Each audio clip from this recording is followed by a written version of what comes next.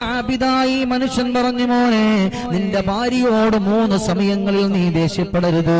ഒന്നെപ്പോഴെന്നറിയുമോ? അവർക്ക് ശുദ്ധിയില്ലാതെയാകുന്ന ആ ഒരു സമയമുണ്ടല്ലോ, ആ ഒരു സമയത്ത് നീ അവളോട് ദേഷ്യപ്പെടല്ലേ. കാരണം അവരുടെ മനസ്സിനെ പോലും നിയന്ത്രിക്കാൻ പറ്റാത്തൊരു സമയമോ. രണ്ടാമത്, നിന്റെ പ്രിയപ്പെട്ടവൾ ഗർഭവതിയാകുന്നൊരു സമയമുണ്ടല്ലോ, ഭക്ഷണം കഴിക്കാൻ കഴിയാതെ വെള്ളം കുടിക്കാൻ കഴിയാത്തൊരു സമയം. ആ സമയത്ത് അവര് വിഷമിച്ചിരിക്കും. നീ അവരോട് ദേഷ്യപ്പെട്ടുകൊണ്ട് സംസാരിക്കരുത്. മൂന്നാമതോ, നിന്റെ പ്രസവിച്ചു കിടക്കുന്ന, നിന്റെ കുഞ്ഞിന് ജന്മം തന്ന നിന്റെ ഭാര്യ, അവളോട് വഴക്കിടല്ലേ, അവരോട് ദേഷ്യപ്പെടല്ലേ, അവളെ കളിയാക്കല്ലേ, അവളെ കുറ്റപ്പെടുത്തല്ലേ. ഈ 3 കാര്യം ഒരു ഭർത്താവിന്, ഏറ്റവും നല്ല ഭർത്താവിന് യോജിച്ചതല്ല എന്നവിടെന്ന് പറഞ്ഞു കൊടുക്കുമ്പോ, ഇന്ന് സഹോദരങ്ങളെ അധികം ആളുകളും ഇന്നങ്ങനെ വഴക്കു പറയുന്നു.